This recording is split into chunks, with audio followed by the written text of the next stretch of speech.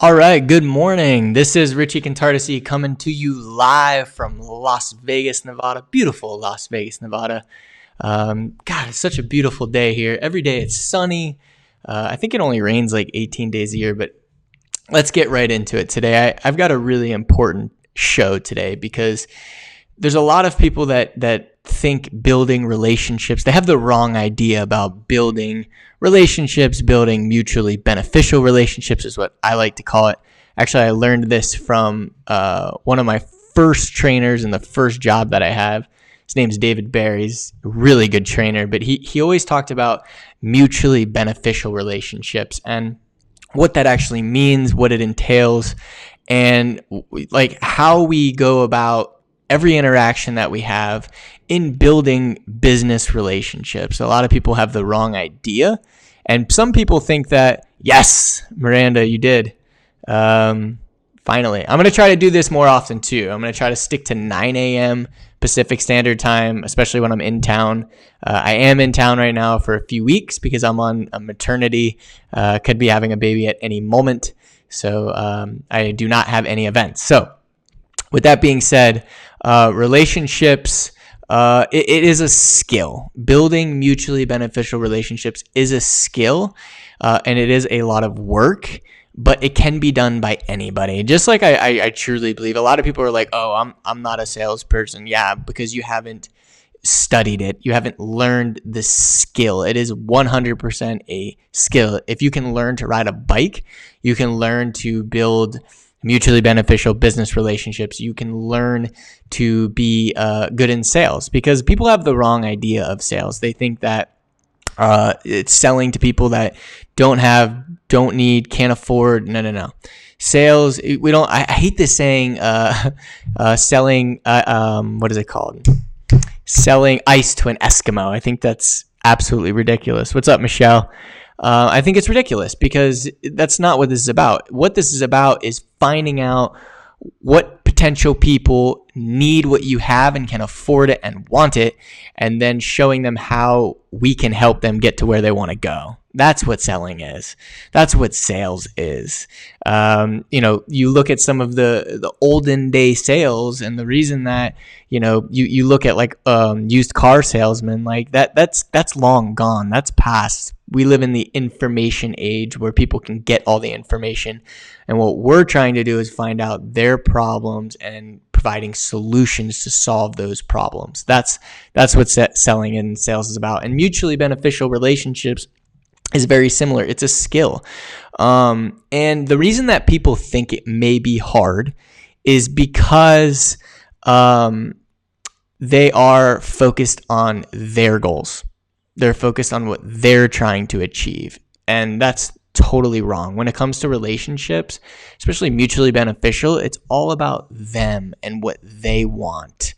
Like, I know a lot of people say dating, for example, is really difficult. It's really hard because they're focused on what they want to get out of the relationship. What they like, I know when let's say guys are going out, like they're focused on the wrong things. They're not focused on how can they make the other person's life better, how can they make the other person's day better. They're focused on themselves, and that's you're just gonna go wrong. You're never gonna get to where you want to go because you're not solving and helping anybody's problem. So there's a strategy that I'm gonna bring up and share with you today. And it's called spin. It's called spin selling. I don't know if you've ever heard of it. There's a lot of them out there. There's value selling. There's spin selling. We can go on and on. Where there's medic, and they all can be good, right? But like, I'm a fan of spin because I think it's the easiest to implement and you can learn it really quickly. And the first thing is you've got to get, before we jump through spin, you got to get really, really good at listening. I always say there's two words when it comes to mutually beneficial relationships. And the first one is interest and the second one is value. So let's talk about the first one. The first one is interest. How interested are you in them? Like, how interested in you are of their adversity, of their problems, of what's going on in their life, in their business. Like, How interested are you in that? And I posted a video today on networking because people just do it so wrong. And that's why I'm not a big fan of like forced networking events. I think they're ridiculous, but hey, I know some people benefit from them. But what people do is they go with these stack of business cards, right? And they just kind of like make it rain with their business cards. And that's what I had showed in the video earlier today is that's just what people do. And it's ridiculous and nobody cares. Nobody wants to read your business card. But if you're interested in them, in their problems and their adversity and their challenges and what their pain is, then they're going to want to listen to you. They're going to want to hear what you have because they associate this feeling of this happy feeling that they get of being able to share this and you actually listening and responding to that. That brings like psychologically this joy and they're going to associate that with you. So we got to listen. We got to be really, really good listeners and we have to care. Like we have to be super interested in them. So let's talk about spin. So spin is really, really simple and you have to create questions based on each it's an acronym. So the S is for specific, like how specific, or excuse me, we're going to ask questions about their specific situation. And we want to know like the ins and outs, the backgrounds, what all entails in their situation, where they are in their business, where they are, where do they sit, what's their role, what's their position, who's under them, and you don't want to go too overboard with situation questions, but a lot of times what will happen is when you ask situation questions, they will go on and share with you what their problem is, which is the P. So the P is the problem. And that's what we really want to get down to is figuring out what their problem is and can we solve it. And we want to talk as much about the problem as we possibly can with them. And we want to magnify the problem. We want to show them how this problem is really hurting them, which jumps us into the I. And that's really when we talk about the pain of that problem. So we have, this problem that they're facing. What pain is that problem actually causing them? And how much time are they losing possibly? How much money are they losing possibly?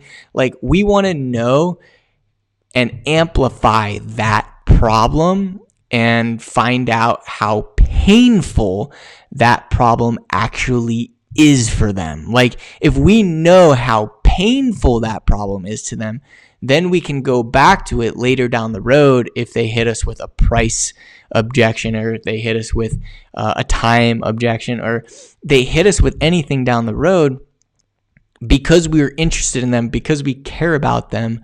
We are going to be able to come back to that pain and say, hey, like if you don't solve this problem, how bad is this pain going to be for you? So the I is implications, right? Like if you don't solve XYZ problem, what are the implications going to be for you? Are you going to lose your job? Are you going to not have time with your family and not be able to watch your kids grow up? Like, how bad is that pain?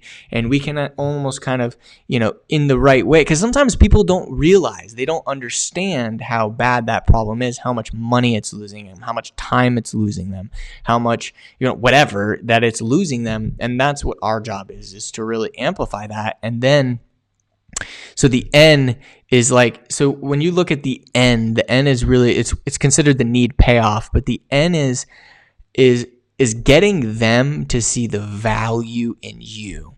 So one of the questions that I always like to ask is for example, like, how do you see Richie? I'm going to use an example that I use. How do you see Richie speaking at your event solve that problem? And now what they're going to do is share how your product, your service is going to help them, because you can tell them that as much as you want. You can share, you could say as much as you want about how great your product or your service is, but if they say it, it's gold. If you say it, it's possibly going to go through one ear and right out the other.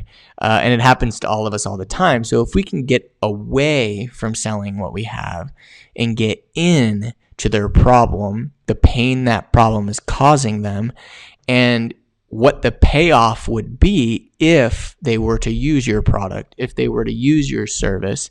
Now you're coming at a whole different angle, like the whole angle of pressure and used car sales, and that like that doesn't work anymore. Like there's too much information, there's too much out there. But what people need and want right now is specifically tailored products or services to their pain. And that's what we have to think about. That's what we have to come up with. So when it comes to mutually beneficial relationships, if we can come up with specifics to their pain and our value or our products and services to their pain, then that's going to allow you to build relationships with them that are going to last, because you get them, you understand them, and you genuinely from the bottom of your heart care about them and want them to be successful, right? You look at, like Zig Ziglar said this, you're only as successful as other people you help become successful. Like if you're focused on your goals and how many sales you need to make, you're never going to make it far. If you're focused on them and their goals and their pain and their problems and their solutions, then you're not only going to get that client, but they're going to become your best salespeople, because they're going to tell their friends, and on and on and on. So think in terms of how can you solve their problem? Nancy, that's a good question. And I'm going to get to that, but it's your, whatever your, because I know you do, Nancy, what is it that you do? You do branding, right? Give me some context. So how we solve their problem is our product or our service tailored to their pain. So if we're focused on their pain, Nancy, then we can tailor our products and our services. Like, for example, Nancy, when I give a speech, my speech is different when I'm giving it to an MLM company, like I know there's some people on this call, versus, Consolidated, which is which they provide cable and Wi-Fi. Like their pains are different. So I have to tailor what I say and what I do based on their pains. Okay. Yeah, exactly. Yeah, branding. So I'd like to get into that, Nancy. So like for branding purposes, a lot of times people will provide content like this or do or have, like personal brands or whatever, or let's say business brands. But the problem is they're not reaching enough people. So exactly. So if they're not reaching the right people or enough people, what does their brand, how can you specifically tailor their brand to help them reach their goals? So their pain could be, I need to reach more people or I'm not going to get enough clients. And if I don't get enough clients, I'm not going to be able to feed my family. And if I can't feed my family, then I'm going to live on the and that's how you really can go deep and deep and deep and deep into your pain. And you're absolutely right, Nancy. You definitely have to know your ideal customer 100%.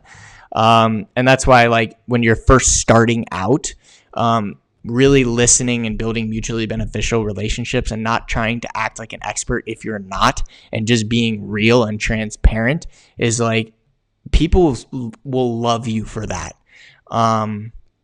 So absolutely right. And so how do we get more interested in them? And I think a really easy way to do that is social media. I mean, most people are on LinkedIn, Facebook, Instagram, and if you follow somebody, I know most people post all the great things in their life, but if you follow people, you'll see what they're doing, what they're sharing, what their problems are. You'll know what their situation is. And then when you approach them, instead of blasting people with emails and all this stuff that most people do, why don't you share with them some value on some things that they can potentially do?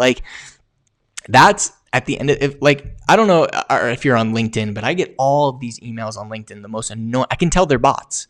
and it's super annoying. And the minute I get one and I can tell somebody did their research, let's say it's somebody who wants to do some marketing for me or something, like if I can tell they've done research, if I can tell that they actually cared and they provided some value, I'm going to read it. I'll take a look at it and see if it's something that I'm interested in at that time. And so will other people. So I think social media is a great way to connect and be interested in somebody if you don't know them, right? Like if you're a B2B sales or B2C, social media between LinkedIn, Facebook, Instagram, Twitter, like you can find out as much as you can about them, 100%. And then the last piece here, and then I'm going to get to some questions. So if you have questions, comment them. The last thing I want to say here is just, be transparent. Just have human conversations. I can't tell you how many times I've been in situations where I can tell it's scripted, where I can tell they're not interested, where I can tell they just want to know if they can do a sale with me. Scratch it. Be human. Be you. If you haven't been doing it for 20 years and you're not 100% the expert, don't claim to be. Share your journey versus being the expert. And I saw Gary Vaynerchuk says this a lot, and it changed the way I speak too, even when I'm speaking with adults and larger crowds and people who have 40 years more experience than me. I straight up say I am on the journey. Like I'm not afraid to share that I'm on the journey. I don't claim to be perfect. And when I have conversations, they've got to be human. Think about if you're just talking to a neighbor, to your friend, to somebody that you've known for, like, human conversations win above all. They absolutely win. Okay, that's it for me. See if there's any other questions. And ask them, interview people to know how can help. Love your topic. Thanks, Nancy. We answered your other question. How can you solve their problem? Okay, and I think that's it. Listen, I have like a whole list of topics, but if you send me DMs on Facebook or Instagram, I will absolutely answer those in video format, or we can really dive into them and dive deep. And I want to get your input too, as much as I can give mine from just experiences. But I think that's all the questions that we have. This was kind of a little bit of a longer one, but I will see you guys tomorrow, 9 a.m. Pacific. Have a great day.